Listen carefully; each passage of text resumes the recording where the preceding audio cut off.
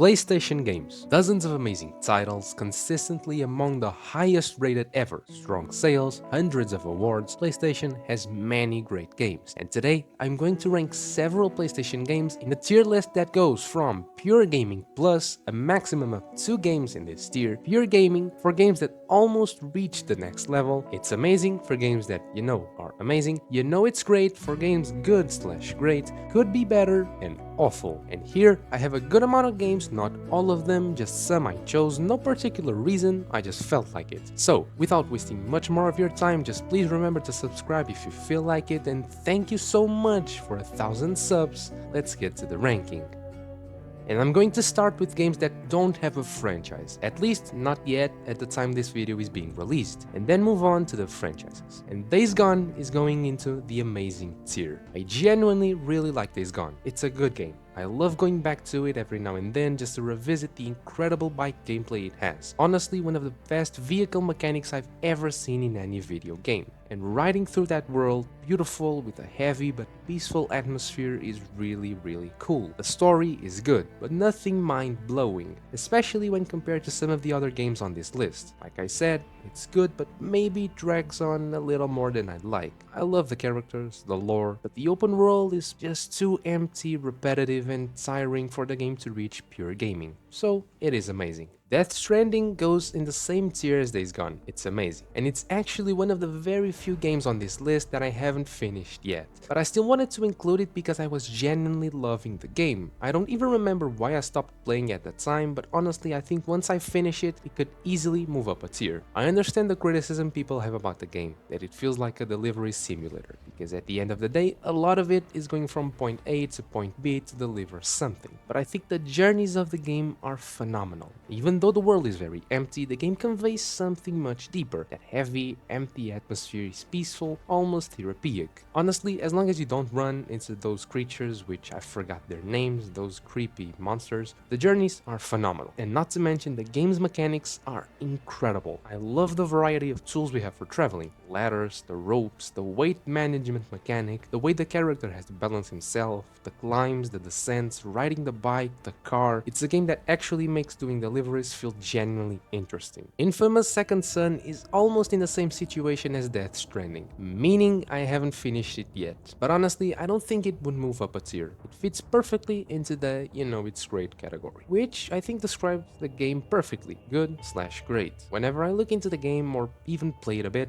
I always get a slightly nostalgic feeling, not because I have a strong attachment to the game, but more because of the graphics. They are beautiful, yes, but they also give off that early PS4 generation vibe, and I love that. I adore that feeling, and I had the same with, for example, The Last of Us Remastered. The game itself, the gameplay is really fun. All the different powers are super cool, and I especially love the visual effects of the neon powers. But the story, unfortunately, I didn't find it the best, once again, especially compared to the other games on this list. Detroit Become Human, no doubt about it, pure gaming. I love this game. It's my favorite choice-based game of all time. Life is Strange is up there, but Detroit Become Human is just something special. The way all 3 characters have their own unique storylines that gradually connect throughout the game is brilliant. I'll be honest, Connor is the character that stood out to me the most. His storyline is my favorite, his missions are the best, and I love those detective sequences. And the best dynamic between characters is definitely between him and Hank. I love watching his development because he seems to be the most conflicted android. The other 2 have more straightforward arcs, the android revolution or being a mother, but Connor deals with a much deeper internal struggle. Watching him build this father-son type of bond with Hank is beautiful. Of course, I also love the other characters, and I genuinely enjoy everything about the game. The sheer number of choices and possible paths make it feel almost infinite, and honestly, the graphics, the motion capture, the acting, everything is phenomenal.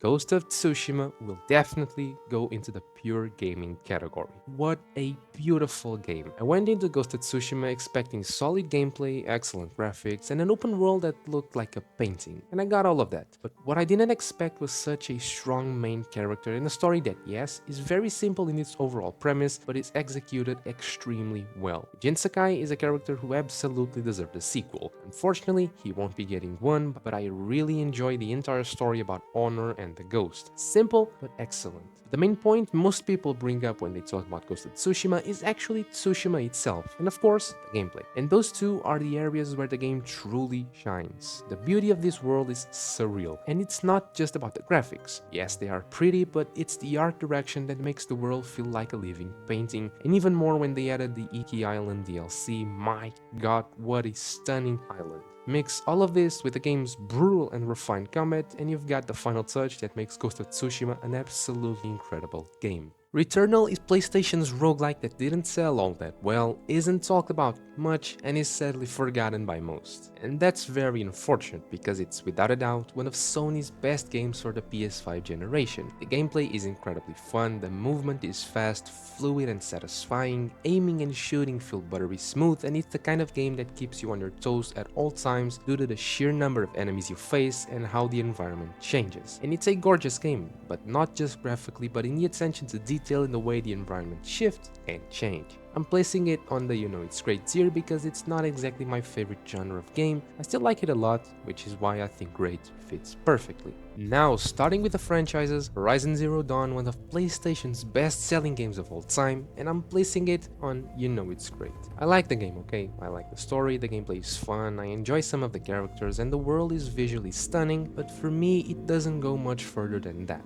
I don't love it or think it's absolutely incredible, I just like it. I don't know if that's a popular opinion or not, since I'm not really involved in the Horizon community, but I think the game feels a bit Ubisoftified. What I mean is an absurdly beautiful world, but a bit empty and repetitive and boring, which is a problem with a lot of open world games these days. Still, the game's narrative is interesting enough to keep me playing without needing to dive too much into the rather boring side content. But Horizon Forbidden West, the sequel, while I think it still struggles with some of the same problems, improves on probably almost everything. The gameplay is much more polished and fluid, and the world's beauty is just insane. It was literally one of the main reasons I wanted to play the game. I genuinely believe Forbidden West has some of the best graphics ever made to this day. And since I really do think it's a big step up from the first game, I'm putting it in the It's Amazing tier. I totally get why some people may prefer the first one. I usually tend to prefer the first game in most franchises, but since I don't have a strong emotional connection to Horizon as a series, I think Forbidden West is simply the better game for all the new things it brings and how much it improves over its predecessor.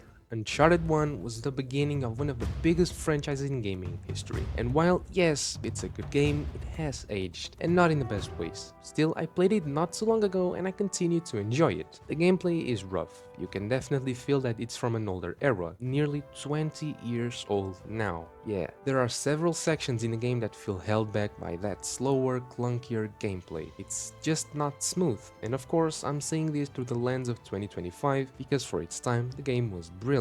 Even today, I like the story. Maybe it's because I already have a huge emotional attachment to Nathan Drake and Sully and Uncharted as a franchise, but those puzzle and exploration moments with the two of them, it's beautiful. One thing I noticed the last time I played through it, the environments are quite repetitive, especially in the terms of color. It's always like a forest or something very grayish, and let's not forget, this is the game with those creepy creatures. I can't remember their name exactly, zombie-like, Wendigo-ish, weird things, but I still like the game a lot, so it goes into it's great. Uncharted 2 is exactly everything a sequel is supposed to be, and that's why it goes straight into the pure gaming tier. While the first game definitely feels like its age, Uncharted 2 still holds up incredibly well to this day. It's an exceptional game. The sheer number of epic moments, iconic scenes, and a beautiful variety of environments, it's one of the most iconic PlayStation games ever made. The narrative is also excellent and introduces what's probably the best villain in the franchise. It might even have the best pacing of any Uncharted title, with some of the most fun and memorable segments in gaming. The part where you explore that frozen area with Tenzin is just perfect. Two characters who can't even communicate but still have such a natural chemistry. It's a beautiful game with smooth, enjoyable gameplay, and of course, Nathan Drake is just fantastic as always. And many of those same reasons are why Uncharted 3 also goes into the pure gaming tier. I love Uncharted 3, it's the game of my childhood. I can't even count how many times I started a new save just to replay that bar fight at the beginning of the game. But it's very similar to Uncharted 2. The gameplay, the graphics, from a technical standpoint, there's almost no change. That massive leap we saw from 1 to 2 just isn't here, which isn't a bad thing since it builds on such a strong foundation and still delivers an incredibly interesting story. But that's also why Uncharted 3 doesn't feel quite as groundbreaking compared to the other games of the franchise. That said, if I had to pick between the two, I'd personally choose the third one, mostly due to emotional attachment. I love the new characters, it has what many consider the most iconic scene in the entire franchise, and the set pieces are stunning. The castle, the desert, honestly if I kept going I'd just end up listing every single part of the game because I absolutely love it. And that brings me to Uncharted 4, my favorite game in the entire franchise and what I believe is objectively the best one. I love this game. It's the only one of the 4 main Nathan Drake entries that had a change in director, besides Golden Abyss, but let's be honest, no one really cares about that one. While the previous games were directed by Amy Hennig, Uncharted 4 was helmed by Bruce Straley and Neil Druckmann, the same directors behind The Last of Us. And you can clearly feel that influence throughout the whole game. The story is more grounded than the others, with more twists and far more emotional depth. It's my favorite narrative in the whole series. It introduces Sam, Nathan's brother, who if I remember correctly had never even been mentioned before. It brings in a villain with the most fleshed out backstory in the franchise and gives a level of character development to characters, for example like Nathan, Elena and Sully, that we'd simply never seen before. And it all leads to what I think is one of the best endings in any form of media, which is a happy ending, something incredibly rare in games nowadays. And Nathan Drake definitely deserved that ending. So for all of that, Uncharted 4 goes into the pure gaming tier. I'm still saving those 2 pure gaming plus slots. And we've arrived at the final Uncharted game, Uncharted Lost Legacy, which I won't drag out too much, it goes into the you know it's great tier. But hold on, okay, I just can't look at an Uncharted game the same way without Nathan Drake. I like Chloe, honestly, I like her a lot and the game is gorgeous, it uses the same engine as Uncharted 4, same gameplay, same visuals, but the story is significantly weaker. Nadine doesn't really work for me as a character, I just don't love her. That said, having Sam in the game does elevate it a bit for me. If the game had Nathan and everything else stayed the same, short length, small story, then maybe I'd push it to it's amazing, but as it stands without Nathan Drake, it's just not the same for me. Even if Sam had been the main character, I'd still feel like something was missing, that final piece of the puzzle, the real adventurer. It's still a good game, but for me it comfortably stays in this tier. Now we reach the Spider-Man franchise, and Marvel's Spider-Man is a game I hold incredibly close to my heart. Once again, and I'll be repeating this several more times throughout the whole video, I love this game. In fact, this was my very first Platinum trophy. I'll never forget that first swing through New York right after that phenomenal intro. I've said it before and I'll say it again and keep saying it until something surpasses it. This is,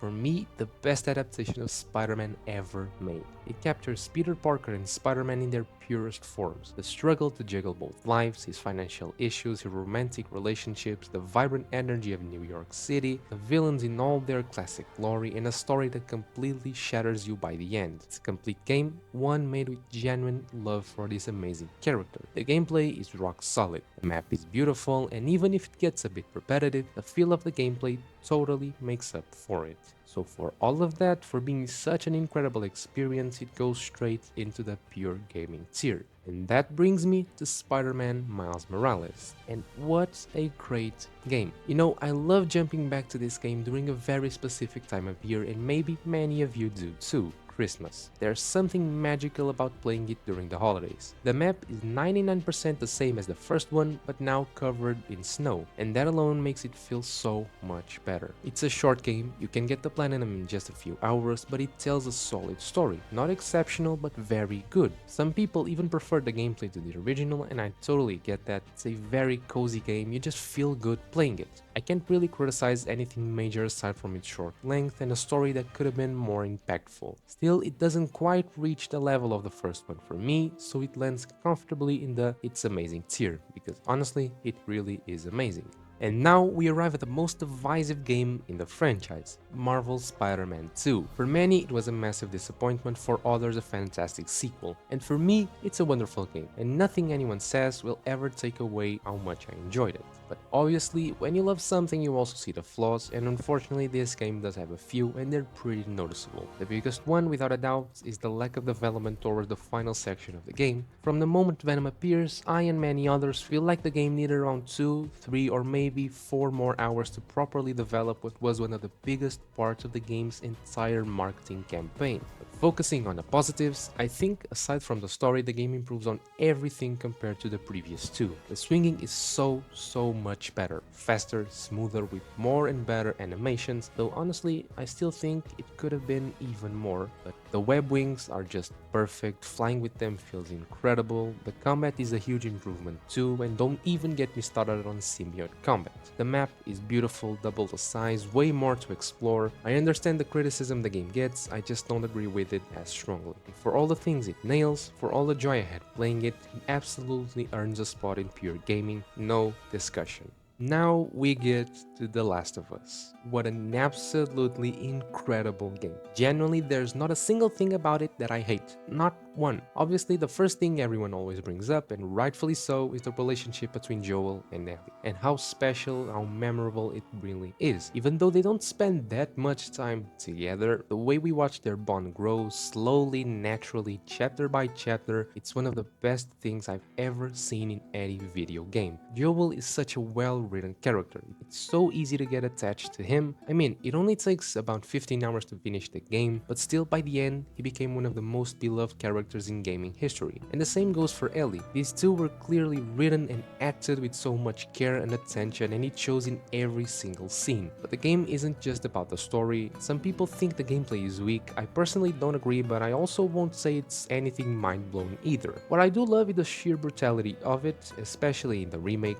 Every punch, every shot, every stealth takedown feels raw. And then the level design, man, it's beautiful. Every area is handcrafted with so much attention to detail that is just brilliant. The world building, the little side stories you find, the random characters you find on your journey that are so well written that they stick with you long after you finish, it's so well done. It was a revolutionary game at the time, blending cinematic storytelling with gameplay in a way that basically redefined narrative games, whether you agree or not. So yeah, for all of that and so much more, The Last of Us goes straight into pure gaming plus, which means there's only one spot left on that top tier. And now we've reached the most controversial game on this list, The Last of Us Part 2. And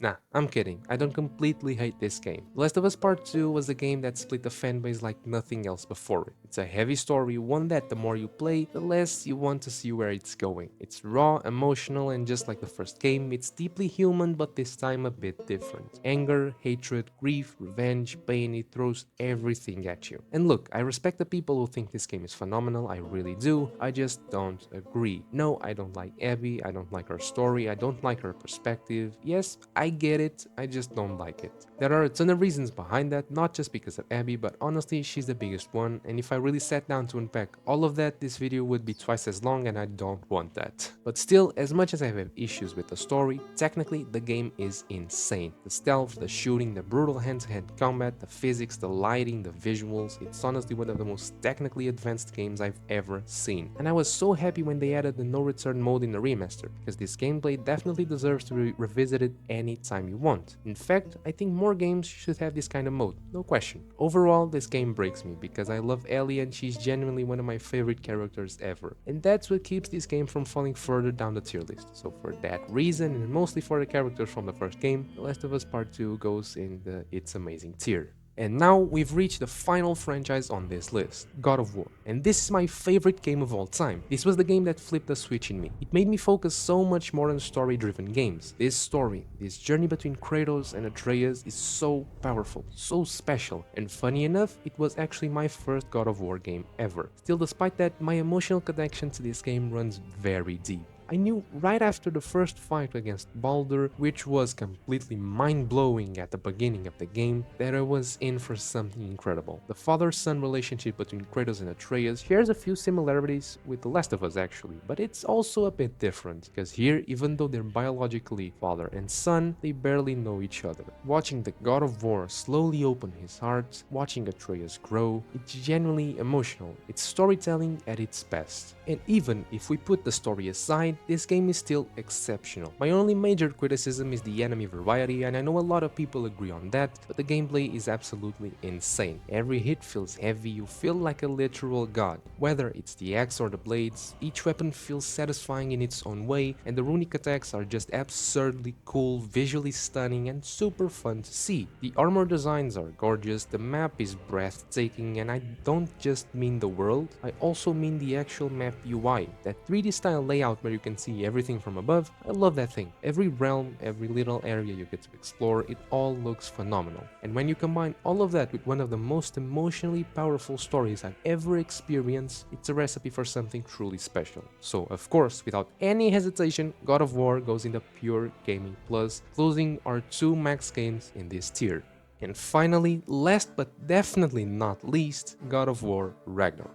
A game that, much like Marvel's Spider-Man 2, divided opinions right down the middle. For some people, it was a big disappointment, for others, an absolute masterpiece. And for me, honestly, it's still a masterpiece, but still a bit of a letdown at times. Just like with Marvel's Spider-Man 2, I felt it needed more development, especially in the final act, even more especially during Ragnarok itself. It's epic, don't get me wrong, very far from perfect. The boss fight with Odin that's supposed to be the All-Father, the big boss from the Nordic saga, is really weak. I wanted more scale, more weight on the fight, more war maybe, more gods, more chaos, more of that apocalyptic feel we were promised. But aside from that, they delivered. Big time. Once again, they took Kratos and Atreus' relationship to a whole new level. I genuinely didn't think it was possible to top the emotional arc from the previous game, but somehow, by the end, I had tears in my eyes. They explored emotional layers in these characters we'd never seen before, and it was beautiful to witness. Now, I do prefer the overall story in the first game, but when it comes to everything else, Ragnarok